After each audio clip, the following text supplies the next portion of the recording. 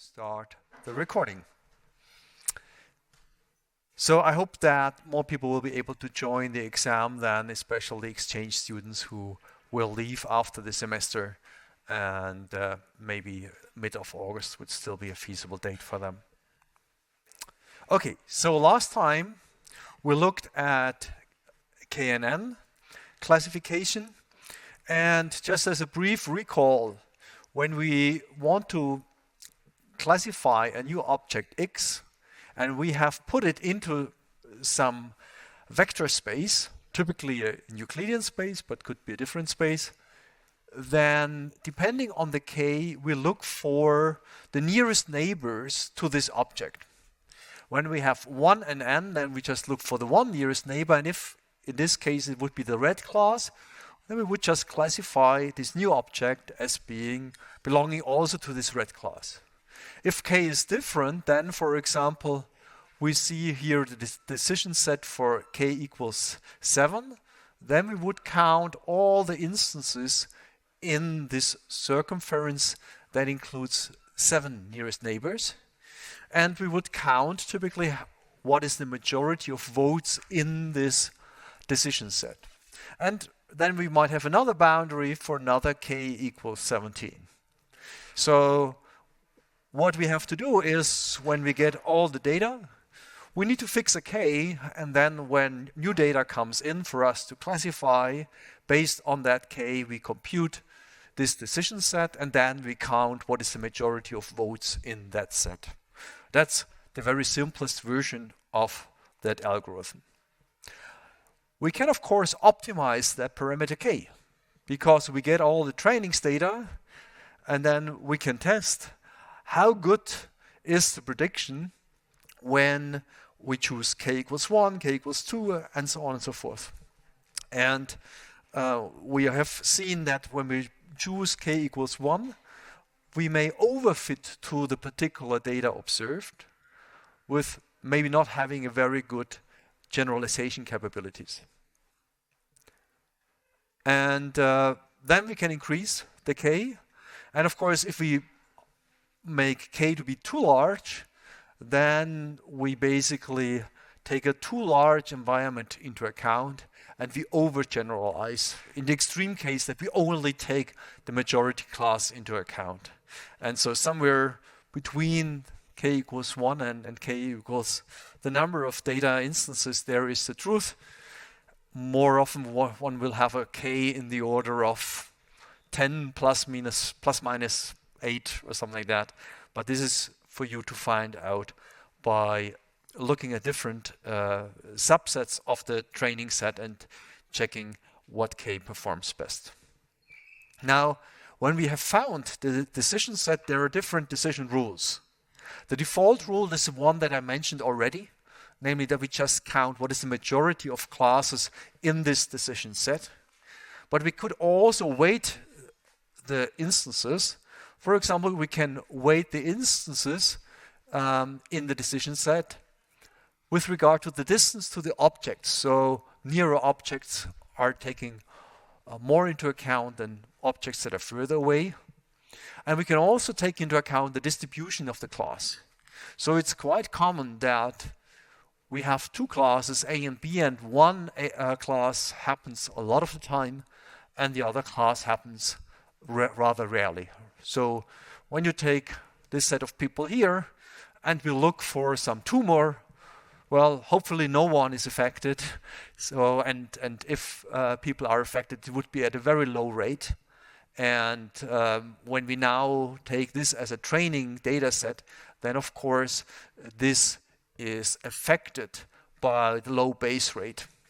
So what we might have to do is to have an imbalanced assessment of instances. So if there is in this decision set maybe just even one instance which looks like the current probe that is classified as tumor, maybe we would have to weigh this high enough to dominate the result. Whereas if there's just one instance of no tumor, then this might have much less of a weight. And of course, again, we can try to optimize a kind of a cost function. Cost function might be informed by background knowledge. For example, when we want to decide which customers to send out some mailing, if we send out by snail mail, then we have actual costs to carry. We have to pay the mail provider to send out the cards, the letters. And so we want to make sure that by sending out such advertisements, we do not incur larger costs than the overall action helps us. So we need to understand this whole business case of sending advertisements, maybe convincing people to buy our product, but in the end we spend too much on advertisements and don't have so much benefit in return. So this could be an internal cost function, and the cost function could also be learned. So what is now good about K-nearest neighbor? It has some advantages. It only requires some training data as input. It is actually performing reasonably well in many applications. Typically not in applications like object discovery in images, but in many applications that are rather based on tabular data. Then the whole mechanism is incremental.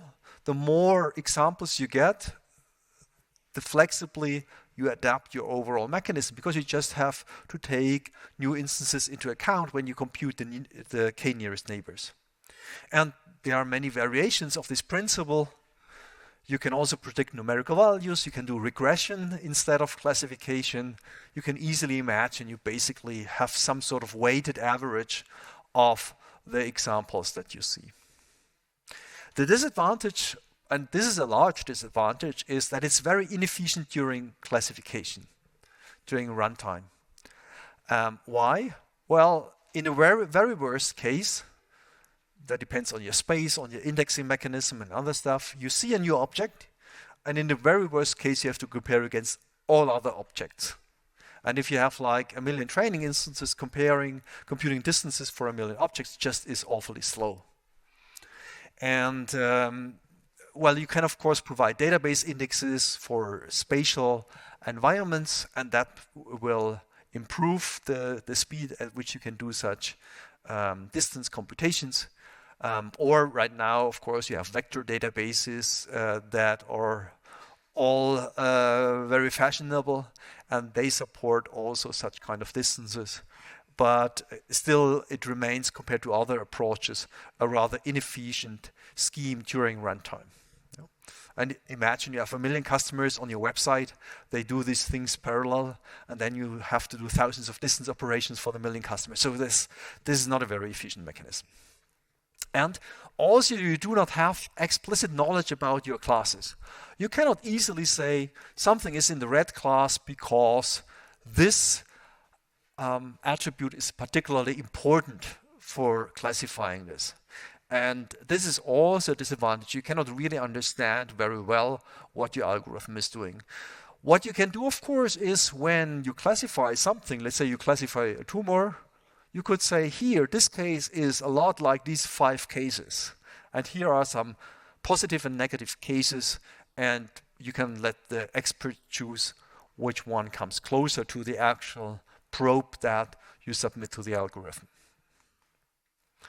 Okay, so now you have seen the very first, very specific algorithm, and it's like the simplest baseline classification algorithm 1. Now, before we go into more sophisticated algorithms, what we should be aware of already is the question, how do we evaluate whether an algorithm is good or not so good? How do we, when we consider the next algorithm, judge whether KNN or the next one will be Bayesian classification perform better? So what is the general situation for evaluation is that, well, we have learned based on this data, picked a family of functions for a specific algorithm, we trained it, and we delivered some prediction function. And we predict now for new incoming objects. And evaluation has the idea that we want to evaluate on new incoming objects. Why do we want to evaluate on these objects and not on these? This is a key question in machine learning.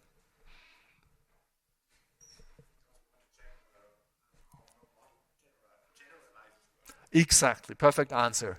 We want to test whether our model generalizes very well. If we evaluate with this data, we have seen this data, we have used this data for training our function. Now, even a function that just remembers what was in there will perform perfectly. Well, k and n makes this very visible. Yeah, k equals 1 nearest neighbor. If you just see this object again, you just hit on the very exact same representation as before, and you will have a perfect prediction. But you don't necessarily have a very good generalization. So we care how these objects that of course look a bit like these objects but are different, how well does our method perform on these previously unseen objects. So this is like one of the most important ingredients of machine learning to get this right, to test on new unseen objects when you want to judge whether your algorithm is good or not. So how do you do this in a systematic manner? You have to keep your test data, the test data that you use for evaluation, that's called test data, separate from your training efforts. Never ever, under no circumstances, not under torture, use your testing data for training. Right? So keep them separate and never mix the two. So when you have a data set, that means you put the test data aside and you distinguish the training data, and there is no overlap between these two. And then here you can do the training, and I will on the next slide look into how you do this to fix parameters and hyperparameters. And then you pick the hyperparameters, and with that hyperparameters learn with your training data to produce a model, and this model is then, after everything is finished, evaluated on the test data, and this test data set aside and was not touched, not looked upon all the time. And otherwise, if you don't do this, you do overfitting and you, well, misuse your data. Okay, so again, we have all data, we have test data, which is a part of that all data, which we don't look at all the time until final evaluation. Now, when we do training, we still have to look at learning parameters and hyperparameters. So typical parameters are those that you adjust while you see data. But hyperparameters you cannot adjust dynamically. For example, the k in k and n is a hyperparameter. You cannot, as you see more and more data, adjust the k to become larger or smaller. You can only produce a model with k equals 1 or k equals 2 and then compare the whole model. You cannot incrementally adapt that k. K equals 1.5 doesn't make any sense. Many hyperparameters are discrete, not all of them are discrete, some are also continuous, but many hyperparameters are discrete, and it's not a possibility to adapt them as you see more and more data. So what you have to do is, and we will look more into this when we see more continuous algorithms that learn, KNN is not the best example for that. What you have to do is, you have to look at optimizing these hyperparameters like k. And now you have the problem that in the best possible world, this data that you have is huge. And then what you can do is, you can just have test data separate from your training data, and the training may be split into proper training and validation. And what you do is, then you train on a part of this training data, and then you look at which kind of hyperparameters, k equals 1 or k equals 2 or k equals 3, optimizes the overall result. So you have to train several models. Models with k equals 1, models with k equals 2, models with k equals 3. And you check whether k equals 1 or k equals 2 leads to the best outcome. The problem that you have typically is that you don't have so much data. And another problem is, even if you have a lot of data, you want to make sure you best approximate your true underlying function with as many objects, training objects, that you can get hold of. Last time I discussed that even if you're a substantial crowd, you're not representative of all the population on the planet, right? So you want to make sure that with your training data, you cover as much as possible when you want to select your model. Now, when you have to deal with data that is not large enough, not like billions of training data points, what do? You do cross-validation. What does cross-validation mean? It means that you take your training data and you pick a number, like here the number picked is 5, and then you split your training data into different folds. And then what you do is you pick, for example, when k equals, or when the folds are 5, you take 4 folds and keep one separate that you don't train on. And then after you have trained here, you check with a particular hyperparameter how good the hyperparameter was by testing on this fold. Right? So you basically say knn, k equals 1. You train on these 4 folds, and on this fold you evaluate how good this hyperparameter choice, how good this is. Now, you have one issue here, namely, what have you done? You have picked a part of your training data. This is a small part of your training data. To which extent is the test on this small part representative? You don't know. In the worst case, you have picked a small subpopulation again. And with this subpopulation, you have all the bias that this subpopulation brings with it, right? So if well, for medical purposes, different populations tend to have different medical problems, for example. Yeah, easiest to see, of course. Male and female test subjects have some different medical issues. Now, in order to reconcile that, what do? You do not do this only once, but you do it a second time. And on this second time, you train on these 4 folds, and you keep this part separate. And then you do it again on the 3rd split, on the 4th split, and on the 5th split. And so every time you do this, there is a chance that you have some bias in your evaluation. But by doing it in this systematic manner, you average this bias over different setups. And by averaging this bias, you reduce it. So what have you done now? You have done this procedure for one hyperparameter, k equals 1. You have 5 times trained on 4 folds and 5 times evaluated on the 5th fold. And then you average some measure, some quality measure, and this gives you some number x. Now you investigate the next hyperparameter, and you do the same. And so on and so forth. So for different hyperparameter settings, you produce different kind of average evaluation metrics. What you do now is you have sort of like compared different models that lead to different quality results. Yeah, let's say we have just 2.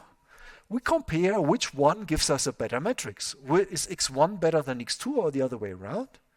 And then we pick the model. We pick, for example, k equals 2 because this matrix was better than the other one.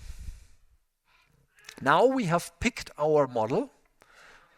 We have picked 2 for k and n. And with this model, we now look at the test data again, and we judge this model with this hyperparameter based on our test data that was dormant, unused all the time. Yeah, so now with the test data, now we have an objective judgment of the actual quality. Now with the test data, actually we have sometimes the same problem that, of course, this part might be biased and we may not have enough data, so we cannot only do such a kind of cross-validation scheme for optimizing our hyperparameters, we can even apply the same kind of cross-validation in a loop around this. So do this split of training and test, produce this test data result, then do the next split. So let this be here the test data and this be the training data, and do the same kind of thing again and again and again. So with either this one loop of cross-validation or 2 nested loops of cross-validation, we can thus select the best model. That's what we do in the inner loop, and actually judge it in the outer loop. What people sometimes, a mistake that people sometimes do is that they use the validation also as test data. Yeah, for example, let's assume the data is so large, sometimes people, when they have a lot of data, they simply have training data, validation data,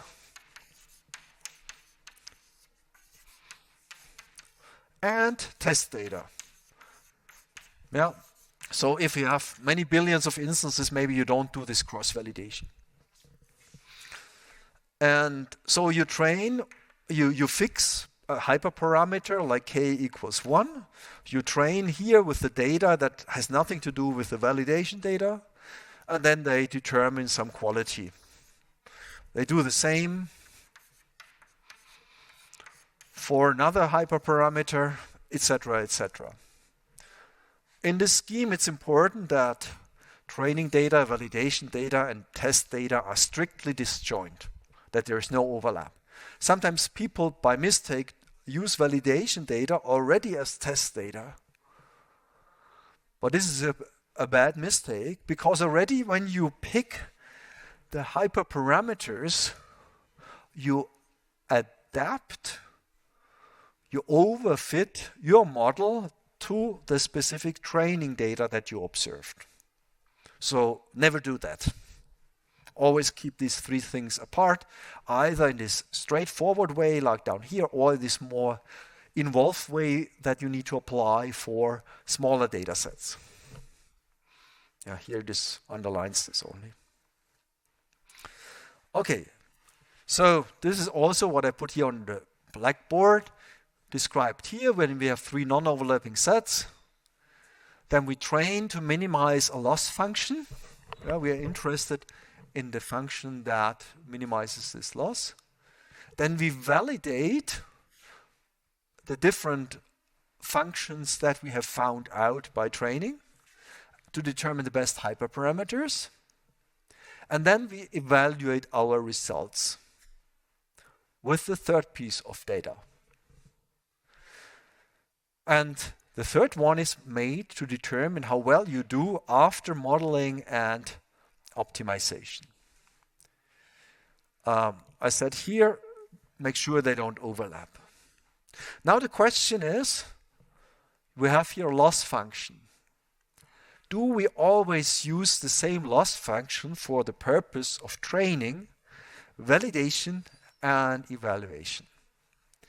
And up here, the task of the loss function is to guide the training algorithm to set the parameters. The same is true for the hyperparameters. And especially up here, we compute this loss function in order to steer our parameters in the right direction. Well, I can also, with k in KNN, imagine this here. But when we evaluate, we don't want to steer anymore. When we want to evaluate, what we want to do is we want to inform the engineer or the user about the quality of the system. So in general, one could think I use the same loss function 3 times, but actually the property of the loss functions, as we will encounter them over the whole course, will have properties that are different up here than down there. Now, we have to start somewhere, right? I mean, in a way, it would be great if you already now know all the loss functions. You don't. You will encounter them during the course. But let's start with looking at the loss function that informs people about the quality of the system. And keep in mind, informing people about the quality of the system is something different than helping parameter adjustment. So how can we inform people about the quality of the system? A core instrument is the confusion matrix. Very easy to see for classification. So what does the confusion matrix do? Here this gamma should be f hat. There was some version where we used gamma always for this function, and here I forgot to correct that to be in our notation. So we have a ground truth. For our examples, we have said, what is a banana, what is an apple? Right? And that's what we have for our test set. We have said what object is a banana, an apple, grapes, and so on. And the labels that we provide here are ground truth labels. So we have so and so many apples, so and so many bananas, etc., etc. Now our function f hat also does a classification. It takes the same objects and says, for example, this object is a banana. So in the best case, if our function f hat says an object is a banana and the ground truth was that it is a banana, then we have one entity here which is correct because there's agreement between the classifier and the ground truth labels. On the other hand, if the object is a banana, but we say it's an apple, then we end up here. Yeah, because if banana and apples are different, then we have to count one entry as being an error that we have confused a banana for an apple. And that's why it's called a confusion matrix. It counts how often which object type is confused for which other object type. And this, of course, is very informative because I learn from this confusion matrix which 2 objects are hard to distinguish or which 2 object types are hard to distinguish for my classifier. And obviously maybe banana and apple shouldn't be confused that often, but maybe an orange and an apple are more easily confused. So I would expect intuitively that these entries for confusion between orange and apple have more examples in them than apples and banana or banana and apples. And of course, you always have these 2 entries. You can confuse a banana for an apple or an apple for a banana. And these, of course, are different numbers that you have here. Yeah, while if you're correct, then the label that is given and the label that you predict, these are the same labels. So in the confusion matrix, you just count the absolute numbers of how often is a certain object from one type in the same or in a different class than predicted from your function f hat. And now we from this confusion matrix can derive different metrics. What we might be interested in different things. For example, let's talk about mushrooms. Yeah, so mushrooms may be poisonous and edible. What is important for us here is we don't want to overlook any poisonous mushroom. It is very bad if we have, it's not so bad if we don't eat a mushroom. But it's very bad if we eat a poisonous mushroom and die. Huh? I don't want to die. We don't want to lose our students. So the recall looks at the ground truth, for example, here, how many instances belong in this class, and tries to find all the instances for this class and want to maximize the finding of instances for this class. So we look here at a particular column I, and we count how many instances are in a particular column. And of all the instances that are in a particular column, all the instances that belong to a particular category, for example, poisonous mushroom, how many of them do we find, and which one do we find? The ones that are in this category on this diagonal.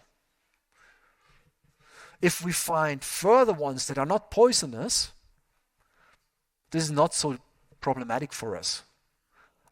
Sure, we don't enjoy them in our food then, but okay, better safe than sorry, right? So recall measures how much you can re-find from a particular specified category. So this recall here is for a particular category, like the category poisonous. So ratio of how many objects in the ground truth category have been correctly classified. Of course, you can also then look at the other way around. So when you, for example, have a particular search keyword, you go to a search engine on the web and you type a particular keyword term, artificial intelligence, and then you get back 100 million websites. And what you don't care about then is whether you found every website. Why don't you care about this? Well, as a user, you will never be able to go through 100 million websites anyway. So you don't care about the recall. You don't care about whether there are 10,000 websites that talk about AI that are not mentioned, because you will practically look at 10 or 20 at most. So what you care about, however, is whether in those entries that are returned to you, there is a high precision. And this is what is measured here.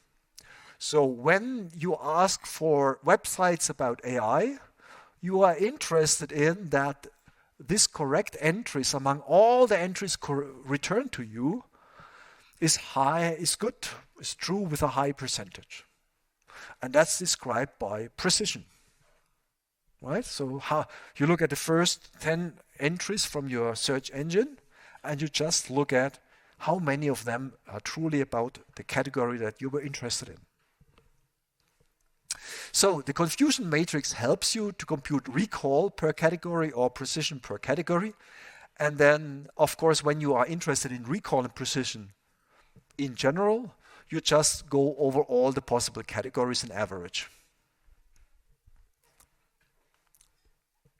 And what you can also do is, when you have a precision and recall per category or for all, you can compute an harmonic mean of recall and precision. That's called the F measure. And a particular version of that, F1, there is a factor in here, is then 2 times R times P divided by R plus P. So it's just a kind of an averaging mechanism. And the averaging is harmonic mean between the two ones. At many occasions, what you are interested in is you want to have a good precision. So when the algorithm predicts something, it should be true in most cases. But you also want to have a good recall. You don't want to miss out on too many examples. By the way, precision can be made perfect very easily. How do you make precision perfect? If you just look at this formula.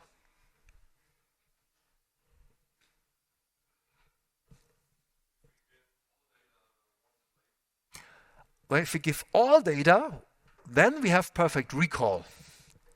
Because we don't miss out. So if we label all mushrooms as poisonous, then we don't miss any poisonous mushrooms. Right? That's high recall. But that's not really what we're interested in typically, unless we are really safe and don't eat mushrooms at all. So this is the very safe option, not eat any mushrooms. Then you have a trivial good recall by just saying every mushroom is poisonous. For precision, it's best if you return one or zero results. Like if you return 0 results, then all results that we return are correct. And then of course, or if we return 1 result where we are very certain, but then of course just having 1 result as a search result in your search engine is not what you really want, right? You want to have more offers than that. So you see, perfect recall or perfect precision is not a great measure. You typically want to optimize, maybe you favor one over the other. And that's what you can do. You can build on the confusion matrix to build other metrics on top. But here are just the very basic ones. And F1 is a bit of both. What is also quite important to know here, what kind of mistakes do you do? Well, there is a type 1 error. So the doctor looks at the man and says, you're pregnant. So obviously, this is a good recall, but not a very good precision. On the other hand, and this is a false positive, right? Obviously, it's a positive prediction, but obviously it's false, as the man, maybe in some movies, but otherwise cannot become pregnant. And the other the other error that you can do is false negative. So you have a pregnant woman, obviously pregnant, and you say you're not pregnant. So obviously that would be a false negative. And of course, what you typically don't know is, typically it's not so obvious as in this case, but I think it's good to remember as Eselsbrücke. And there are other metrics. And one important metrics for machine learning is accuracy. And in accuracy, you average over, or you sum over all the correct entries over all the entries. So these are all the entries in the whole confusion matrix. And you're interested in all the correct ones. Where has the class been correctly assigned? And this gives you accuracy. Accuracy is not always what you want. Because accuracy, again, in the search engine is not really what bothers you. So it really, our accuracy, let's say, again, go to the tumor problem. Let's assume one person here would have a tumor. Then you would have very good accuracy by doing what? Saying nobody has a tumor, right? If 1 out of 200 people only have a tumor, then a prediction that just says no one ever has a tumor would give you an accuracy which is almost perfect, namely almost 1. But that's not what you want when you actually build a system. So you see, these evaluation metrics are really tied to what are you interested in for your application. And there are further ones. I mean, for example, with the tumor, what you have is an imbalanced data set. And there are other mechanisms that we don't talk about today for evaluating imbalanced data sets. But we don't want to just talk about them all the time. That's also something you would do when you do a thesis. You would have to look for your particular case, what kind of metrics exist. But these are the basic ones. So, I mean, here are some numerical examples. I don't want to go into them. It's good for you to look at home, but otherwise, there's not much interesting about adding these numbers or so. there are different ways. Here we discussed that this is recall of precision per category. Now, what you can do is when you do precision and recall for everything, you can average the categories differently. When you do macro averaging, every category receives the same weight. But now one category can have many more instances than another category. So some categories with few instances may be emphasized in a way, at least as regards their number of instances. If you do micro-averaging, every instance counts for the same contribution. So a class with many instances counts more than a class with fewer instances. Again, what is better, micro or macro, depends on your application.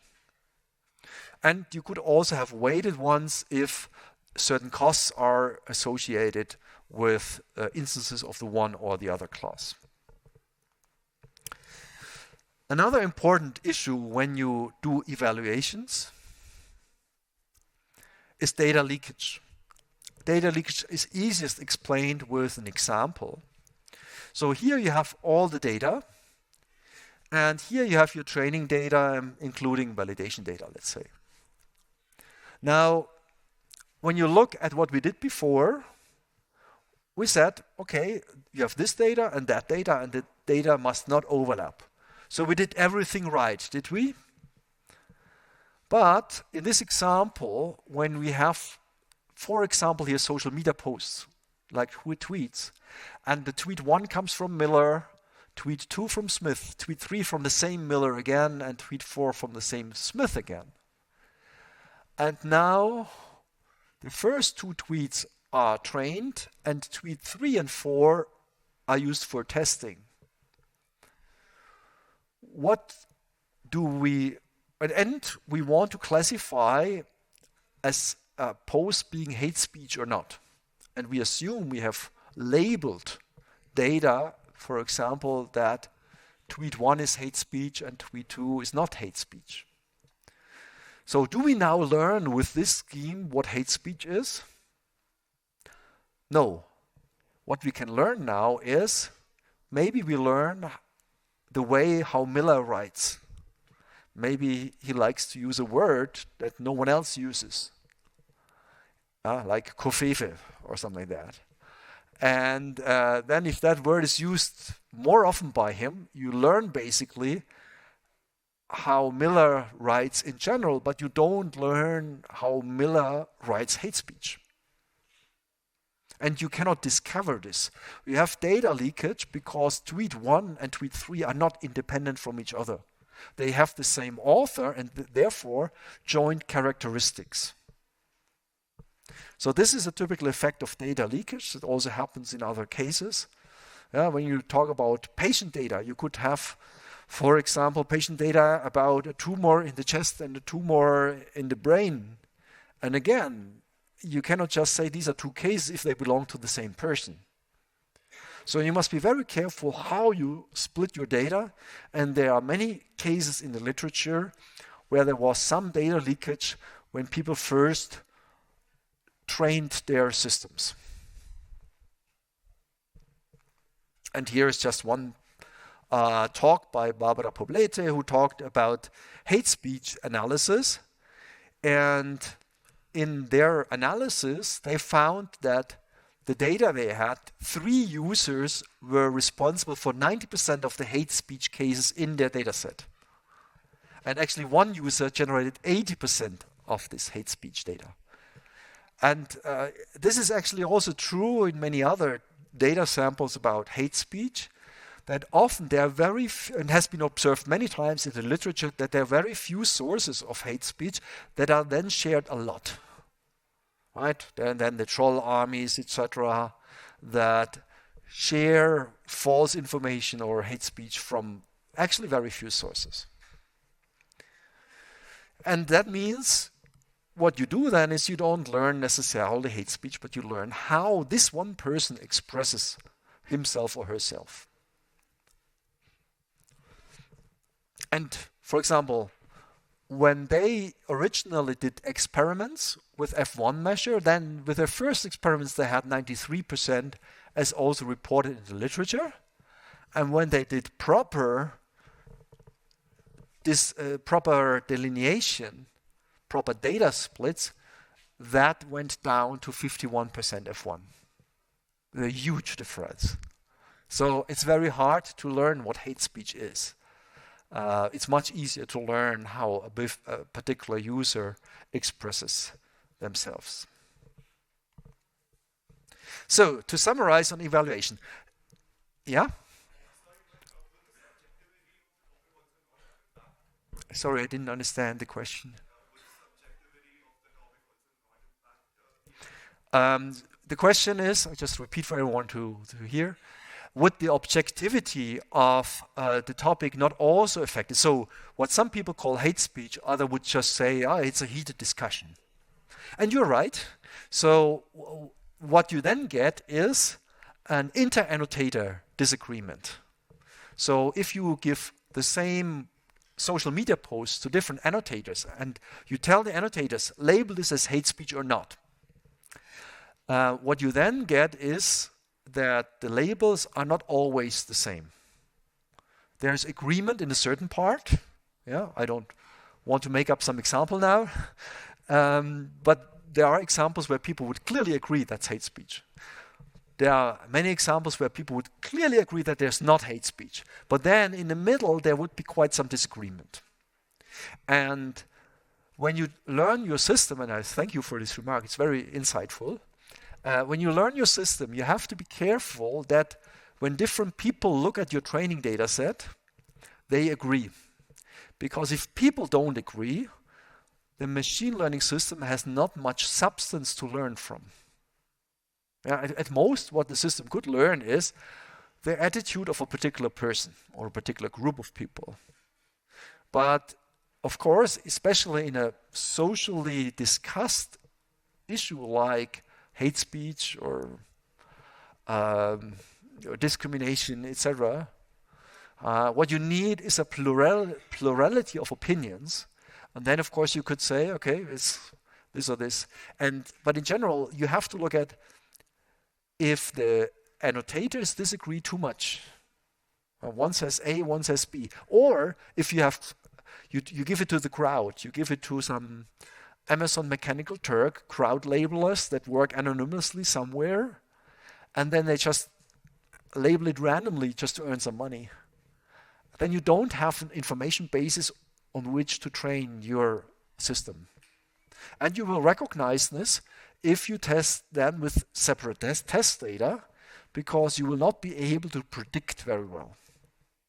But if the annotators disagree from the beginning, then you stand a bad chance to actually learn anything. And what you do is you compare some correlation, like the kappa coefficient of inter-annotator agreement on that. But that's not what we have here in the lecture now. Okay. To summarize on evaluation is motivated by the application and is usually different than the loss function that's used to adapt the parameters. And in the remainder of the lecture, we will primarily talk about loss functions and not that much anymore about evaluation. But evaluation is key to doing sound machine learning work. Yeah. Then when you have an application, you care about correct classification. You may not care whether you could have been almost correct. This is especially true for classification. For regression, it's different. When you predict a numerical value, you want to be close to that numerical value. And that's what your evaluation function also is. A loss function is not always a good evaluation function. Actually, again, for regression, the two coincide. But we'll see a loss function for training needs to give directions to the parameters where they should be, how they should be adapted. One thing, what I forgot to tell you here, when we have accuracy as one of our metrics, accuracy is also called 0-1 loss. And later in the lecture, we'll talk about why 0-1 loss is not a good loss function to work with for training a neural network, for example.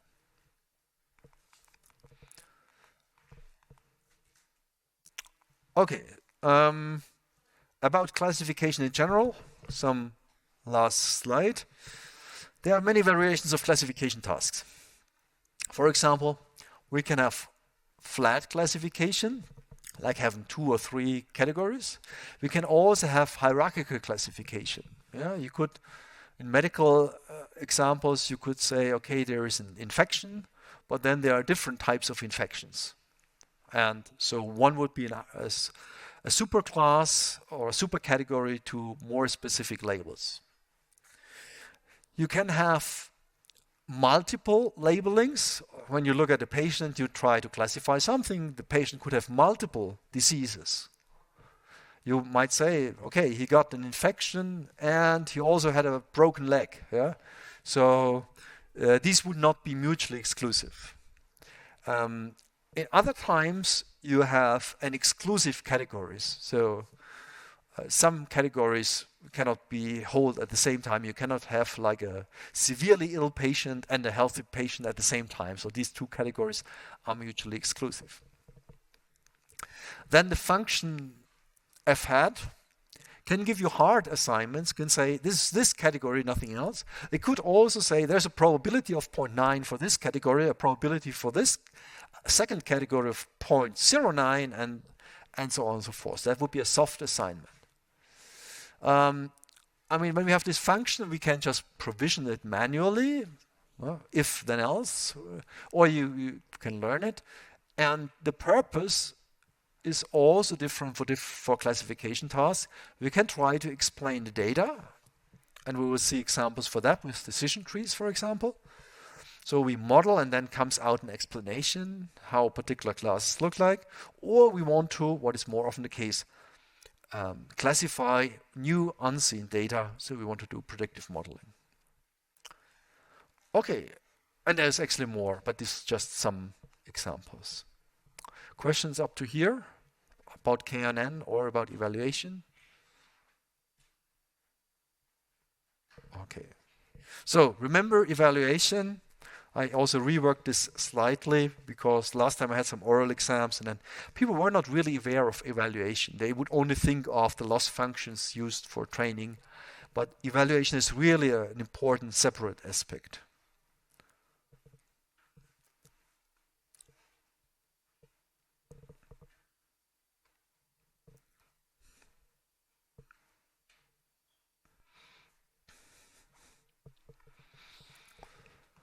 So, one of the book that I suggested to you, Murphy's book on probabilistic machine learning, indicates already in the title that probabilistic reasoning, probabilistic learning is a very important ingredient to machine learning in general, even in such spaces as neural networks that don't work probabilistically from scratch. And by the way, usually I give also a probabilistic machine learning class in the winter term. So this winter term I want to have a research sabbatical, so it would only occur again in the winter term 25-26. So what is probabilistic reasoning and what is inference? Inferences in general are steps in reasoning moving from premises to logical consequences. Yeah, you all know the example. All humans are mortal. Socrates is a human, therefore, inference step, modus ponens, Socrates is mortal.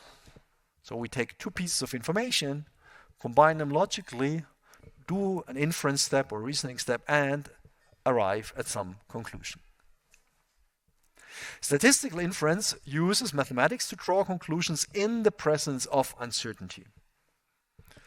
So in machine learning, we often have uncertainty. We have uncertainty about the data. We have uncertainty about what is the best model. We try to be explicit about which uncertainties come into play, and given all these uncertainties, we try to somehow find determine the best model. What are the sources of uncertainty in machine learning? First, we have usually a small number of observations. Yeah, again, I repeat myself, few people in this hall when compared to all the population in the world.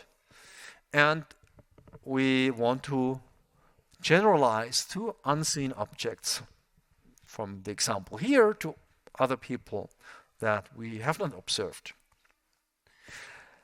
Not only is that when we pick from our underlying data distribution unclear from which part of the distribution we pick.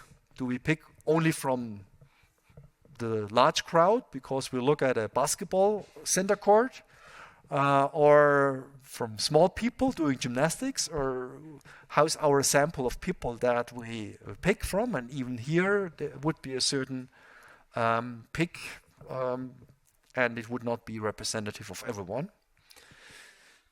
So it's not only this, it's also that our observations are uncertain. Observations are uncertain. Why? Well, maybe I look at you and compile a list. Actually, I don't, so don't be afraid. But if I did take a list to somehow represent you, I would do mistakes estimating, let's say, your height while you sit, and I do some estimates here. So this would be intrinsically that my whole procedure is somewhat flawed. And even if I have a technical measurement, there may be some flaw in how I measure my data. Even if I have very good measurement, basically all measurements come with some measurement uncertainty. Like, even if I ask you to stand here to the wall and I want to take your height, it may depend on whether I take this height in the morning or in the evening. We tend to shrink a few millimeters during the day. And so there is an inherent uncertainty in this whole observation of an object. The same is true, of course, for very detailed measurements that come with some measurement errors, and there's a whole discipline, metrology, which looks especially at measurement errors. Also, my sensors may be defect, right? If I use sufficiently many sensors, let's say I use 1,000 sensors, and even if they are uptime 99% of the time, that means 99% of 1,000 sensors mean that 10 sensors are dysfunctional, and they will deliver the wrong results for whatever reason. And then, of course, also reality may be uncertain itself. So, in the extreme, I cannot observe quantum effects directly, and as soon as I observe them, I destroy them. Or I have incomplete knowledge. I cannot measure the weather everywhere. In the best possible world, I would know at every point on Earth, at different altitudes, the temperature, humidity, wind velocity, etc. But of course I don't. So I have certain stations where I measure wind, humidity, temperature, and so on. But in all the space between, I don't have complete knowledge, and I try to make inference about all the space in between by uncertainty methods.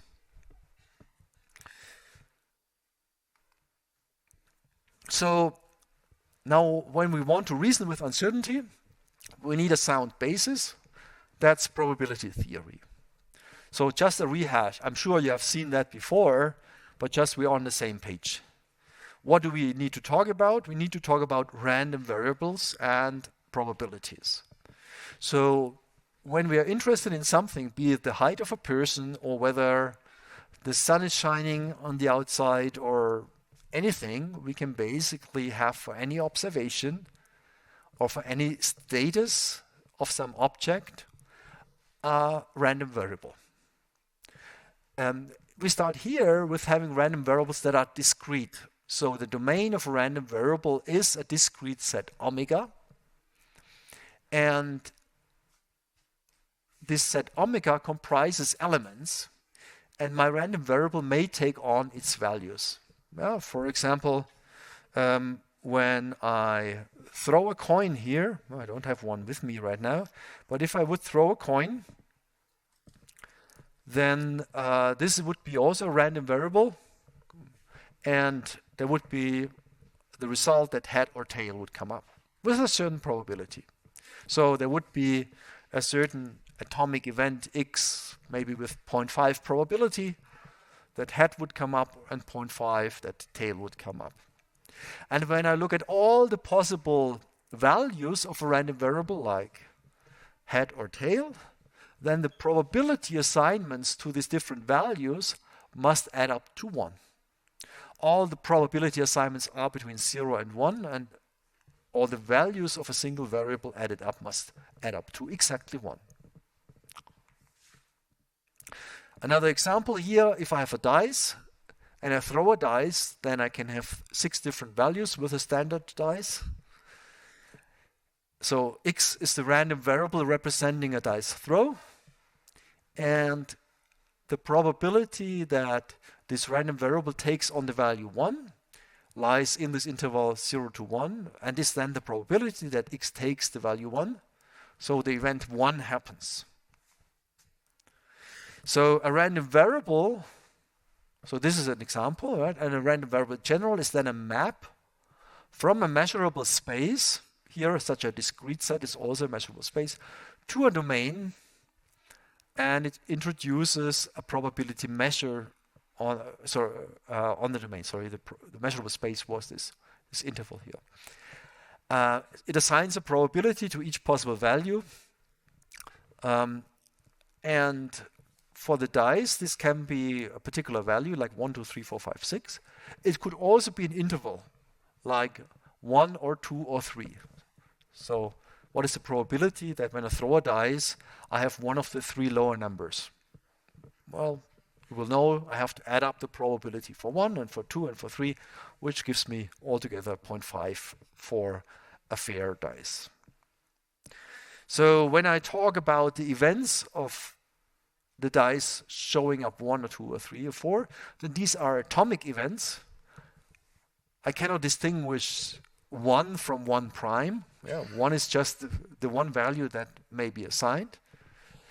I can also talk about non-atomic events. I can talk about the even numbers of a dice throw.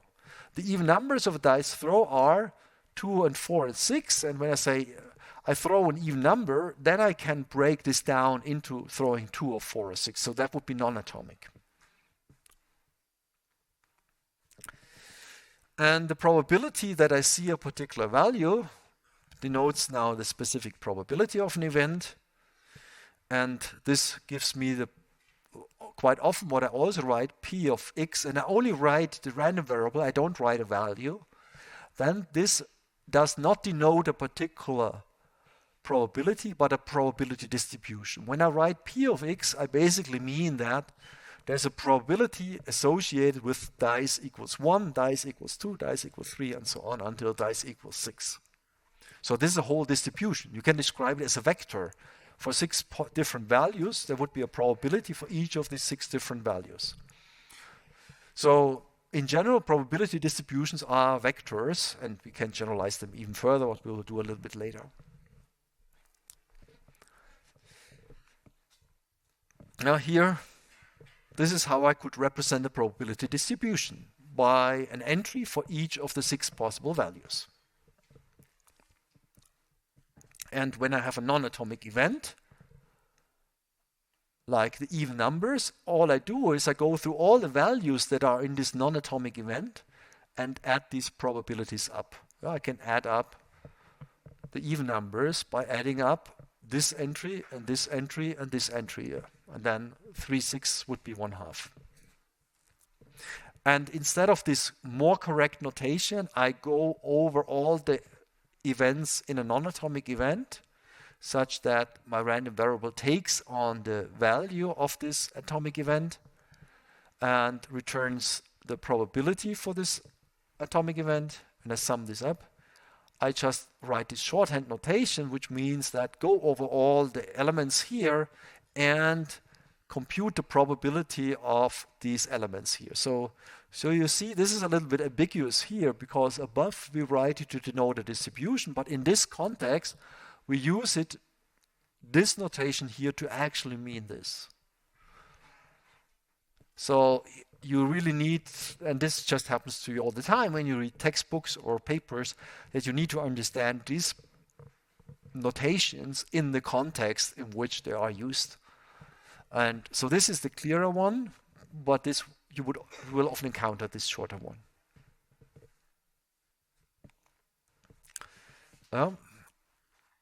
Okay. Now, so far we have talked about one random variable. Quite often we need to talk about several random variables. When do we need to do this? We want to classify a tumor based on certain attributes. Each attribute is a random variable. The classification of a tumor is also a random variable. And these two are connected, right? If I maybe see a dark shadow, seeing a dark shadow, yes or no, could be an attribute. This being a tumor could be another random variable. And one way to visualize this for two random variables is to say that I'm interested in what are the probability values that my first random variable takes on a specific value and my second random variable takes on a specific value. And I could also write this short p x, y, where x and y are the two values that I observe at the same time. And I can visualize this by saying on one coordinate axis I have all the values for x, and on the other coordinate axis I have all the values of y. And now I assign each cell here in this Cartesian product a particular probability mass or probability value. So these are these probability values, each one assigned to a particular cell. And then I'm interested not only in the individual cells, but how are these values distributed over all these cells? And how these values are distributed over all these cells, this is exactly the joint probability distribution P of x, y. This term here stands for all the assignments that are possible for all the possible combinations of values of two random variables. So this is just an elegant notation to write all this with all values in here.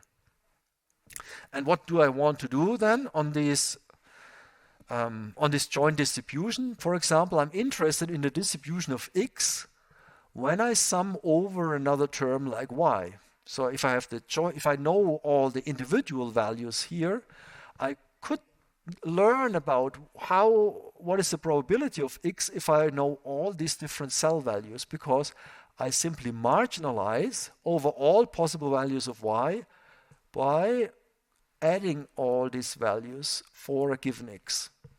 And when I do this not only for one row, but I do this for this row and for this row and for this row, then I end up with exactly the distribution over my random variable x, which has three different values in this example. And I can also look at conditionals. Conditionals means that if I fix one random variable to take on a particular value, what is the probability of the second to have a particular value? So when I fix, for example, the probability y equals lowercase y, what is now the probability for a particular value of x? This would be this probability divided by this whole column. And here I describe this as a conditional distribution. The conditional distribution is the abstract over all these different conditions that I can look at. And but I can then compute this for particular values. And when I look at normalized conditionals, then when I marginalize over all possible values of x, I again have a probability distribution which adds up to 1. When the two random variables are not connected, for example, when are two random variables independent of each other? Let's say the weather outside could be independent from my throwing a coin here. When I throw a coin here, this is not influenced by the weather outside, and when I throw a coin here, I also do not influence the weather outside. So these are two independent random variables. And how do I know that the two are independent? Well, if the conditional distribution is the same as the original distribution of x. So whether I know information about the weather does not change my coin throwing, and also the other way around. Okay, let's look more precisely into conditional events, because that's what we'll use for Bayesian classification. So how does knowing about one random variable help me to suggest something else? How does help me knowing about the weather today help me predict the weather tomorrow? How does knowing about whether there's a shadow in the CRT, in computer tomography, help me to predict a tumor? So these are conditional connections. And I like this picture. So so we have here atomic events. Each knob on this Lego is an atomic event. And well, this is actually two knobs vertically stacked, but actually we only care about the one knob that we see. And the idea is here, if we have here 6 times 10 knobs, so 60 knobs, 60 atomic events. And out of these 60 atomic events, 20 are red and 6 knobs are yellow. And of course, the idea here is that this knob is both yellow and red. Yellow and red, this is yellow and blue. Now, when I know that my knob is red, what does this tell me about yellow? What would you say is the probability that, given I know the knob is red, that this knob also is yellow? What is the probability? 4 divided by 20, exactly. So I have here 20 red knobs, and out of these 20 red knobs, 4 of them are yellow. So 4 of 20, given that the knob is red, 4 out of the 20 red knobs are yellow, so it's 4 divided by 20. So that's the conditional value.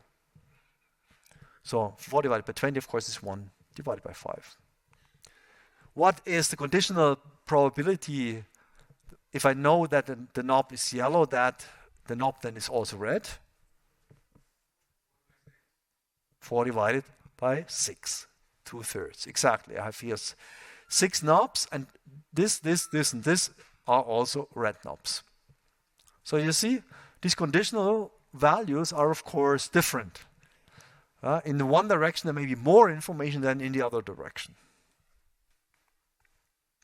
Now, a core question that we will exploit for machine learning is, can we infer something about the probability that something is red if it was yellow, if we know that something is yellow if it was red? In a more abstract notation, this is written like this.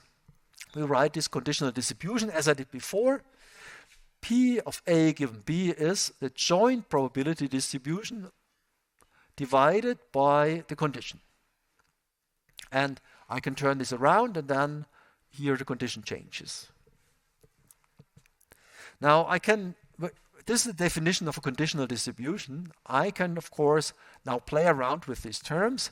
I can write the joint distribution by P of A given B times P of B, or the other way around, P of the joint distribution is the conditional in the other direction times the P of A. And of course, this is the same as that. So I can write it like this. And you see everything the same but turned with reversed roles. And now I can write P of A given B is P of B given A times P of A divided by P of B. This is Bayes' theorem. There's a little bit of term manipulation after we have defined what a conditional distribution is. And the conditional distribution is nothing else than doing this game here for all the possible combinations. So how does this help us now? Well, let's first maybe apply it. So if we know what is the probability that given yellow something is red, if we cannot count directly, but for whatever reason we have inverse information. So red given yellow is the probability of yellow given red times the probability of red divided by the probability of yellow. So this here we know from above is 1 divided by 5. What is the probability of red?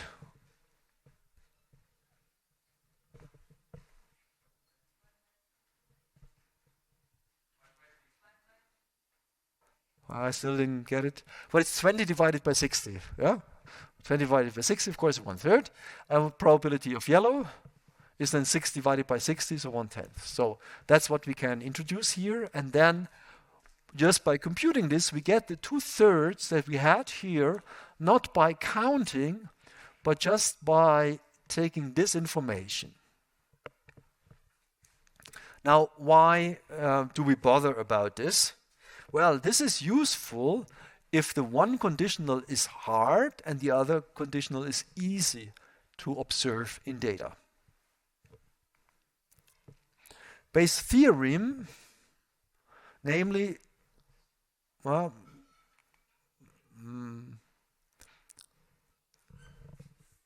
let me see whether we have this here. No, we will use it later. Yeah, so please just stack it in a way. So, okay. By the way, for Bayes' theorem, these different terms have names. So what we do is we observe likelihood from the data. So we observe, for example, for a given class, a class A, how often it has several attributes B. Then we also observe from the data how often we have a particular class. And then we have to normalize by how often a particular attribute occurs. And when we compute this, we get a posterior, namely, does an object or an attribute belong to a particular class? And we will use this for mushroom classification later. This, by the way, is a Bayesian way of dealing with prior beliefs. What do we do here is we have a prior belief about how often a class exists. For example, how likely is it that we observe a tumor? And this prior knowledge about the frequency of classes greatly influences our estimate. And so Bayesian reasoning, taken to one extreme, has to be contrasted with frequentist statistics on the other extreme. The frequentist probabilities are defined in the limit of an infinite number of trials. So, for example, when you do an experiment with a particular coin, and you throw it 100 times, and you observe 43 times that there is heads up, then the frequentist would say, the probability that heads is up is 43%, or 0.43. Because you did this experiment, and you observed this number. Is this a good approximate? What would you believe?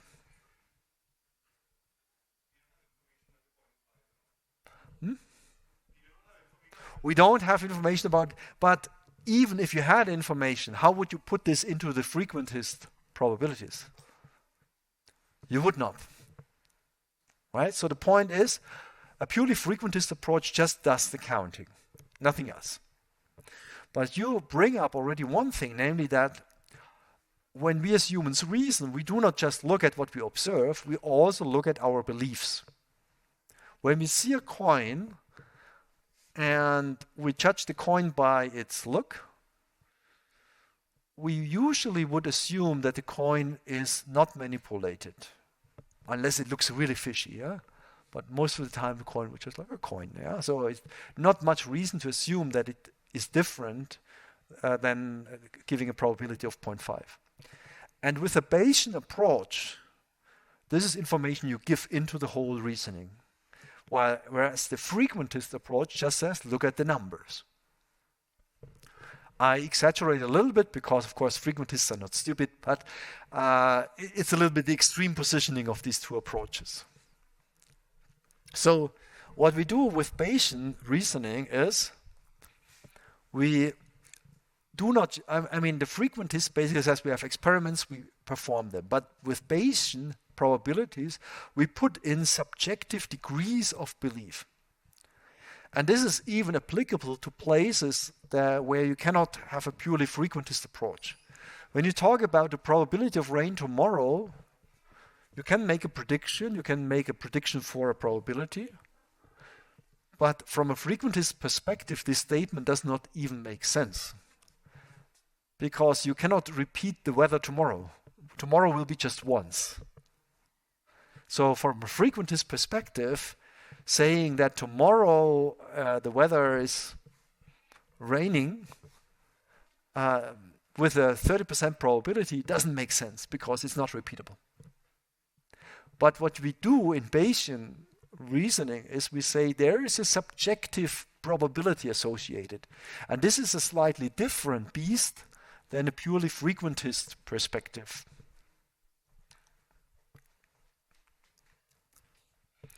So how can we use this?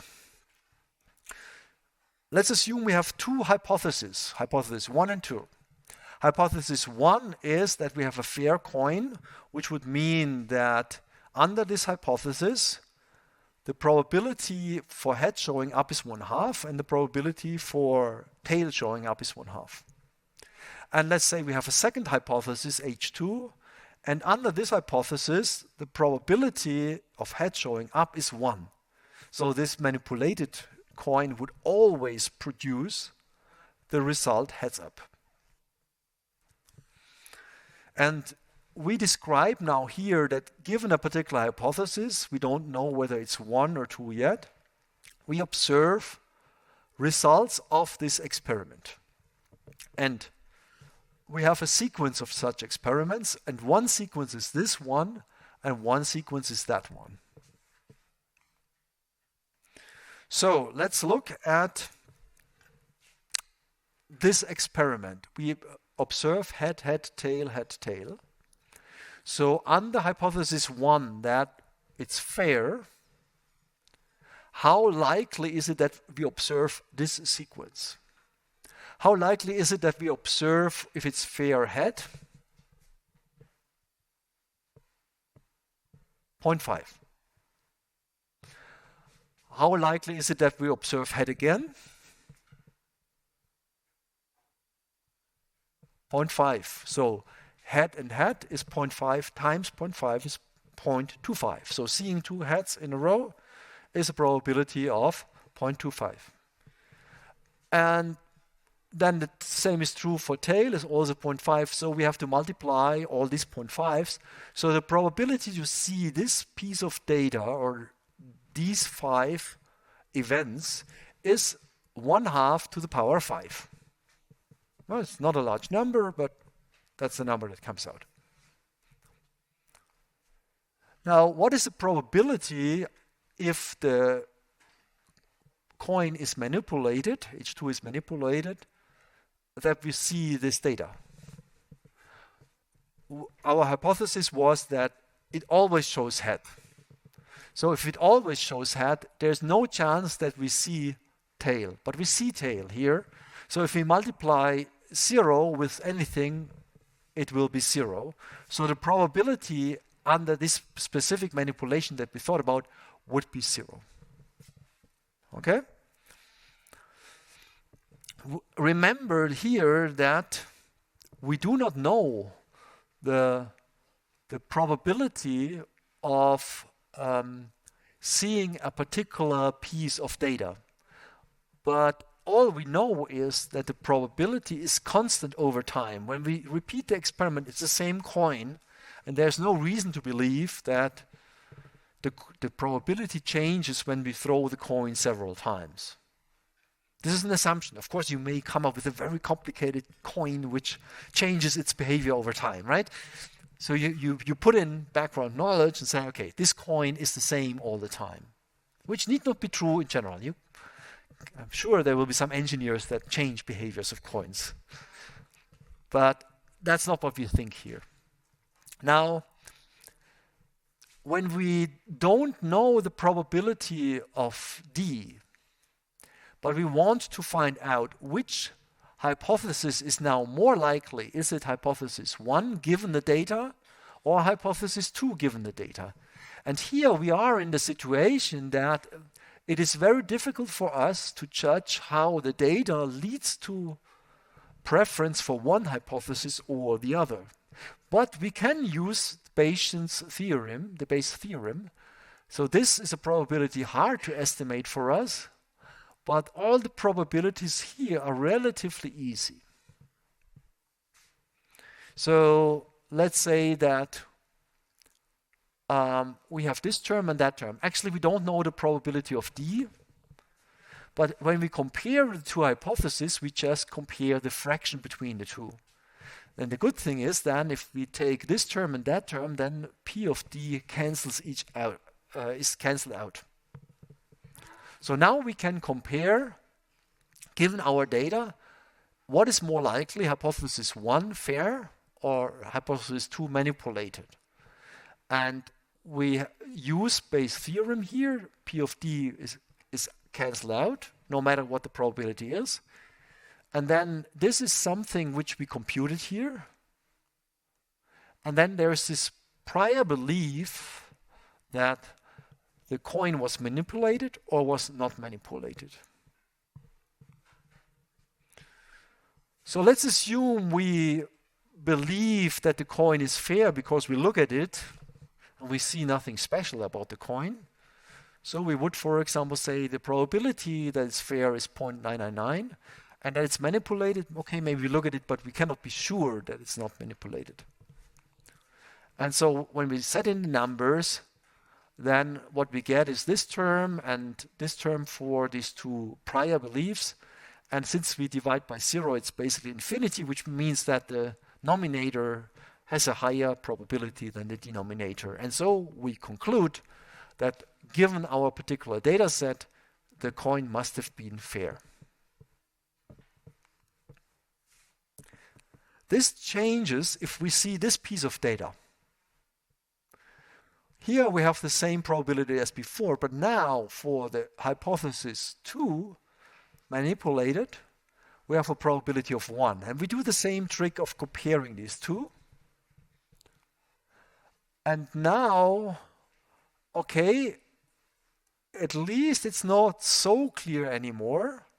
So with this prior belief that it's rather fair, we get a number 30, which confirms that it's probably more likely to be a fair coin, because actually if we throw a coin 5 times, it is slightly unlikely, but not impossible, that just by coincidence, it happens to hit head 5 times. And even with and especially with a strong belief that we see nothing, so it's probably fair. And that's mirrored by this estimate. What happens if we do not see 5 heads but 10 heads? Sorry, this should be to the power 10 and not to the power 1 something, yeah? And we set in this number again. So when we see 10 heads and we have a strong belief that it's fair and a very weak belief that it's manipulated, then this is about the decision boundary, where it's almost equally likely that it's fair or manipulated. Now, if this observation becomes even longer, at some point, we have to believe that it's manipulated. But into this computation went our prior beliefs.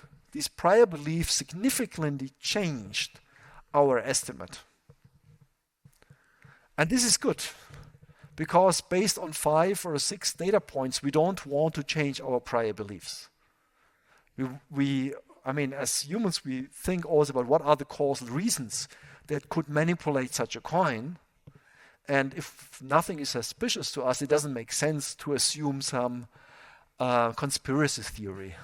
Yeah? If you have a conspiracy theory, you should not just believe in it because one numerical event tells you to do so. You want to have a consistent prediction. Yeah? And then this is, of course, what, for example, homeopathy or so can never give you. It doesn't give you consistent predictions. And therefore, there's not a good reason to believe in it.